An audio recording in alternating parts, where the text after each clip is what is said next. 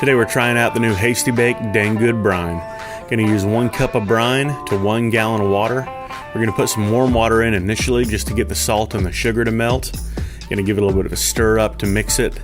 Then we'll top it off with some cold water. You don't want that bird to be warm when it goes in. It's a nice heritage chicken here from Prairie Creek Farms. Gonna go back into the refrigerator for about 6 hours, soaking up that brine. After a few hours, we'll fire up the Hastings. Gonna light her on up. We're shooting for about 300 to 325 degrees today.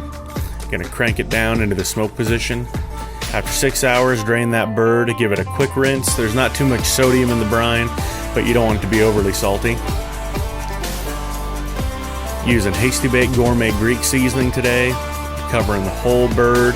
It's going pretty heavy. Some of it's gonna knock off on the rotisserie, so get every little nook and cranny you can.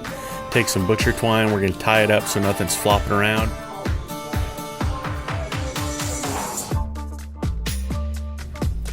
Cut those strings off so they don't light on fire. Putting it on the spit. Make sure it's nice and tight, not gonna go moving around on you. And then the only thing you can use on a rotisserie, the meter probe, no wires to get hung up on you. You're gonna be throwing it right on that Hastings, kicking that rotisserie on and letting fire do what fire does. We're gonna throw some extra chunks of pecan on just to get a little bit extra smoke. Keep that thing spinning.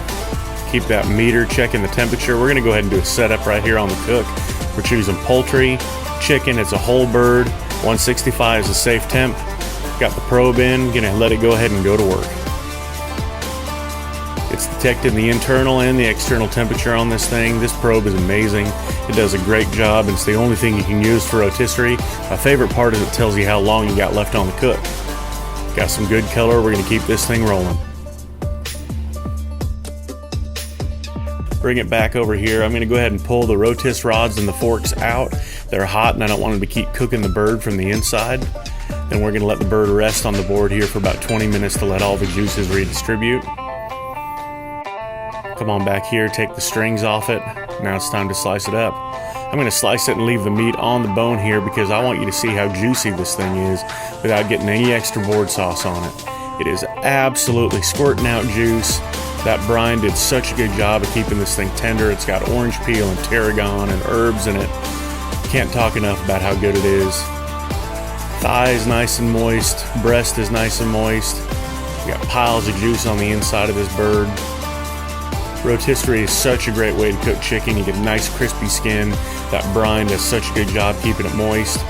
Falls right off the bone. Man alive, that's a good bird.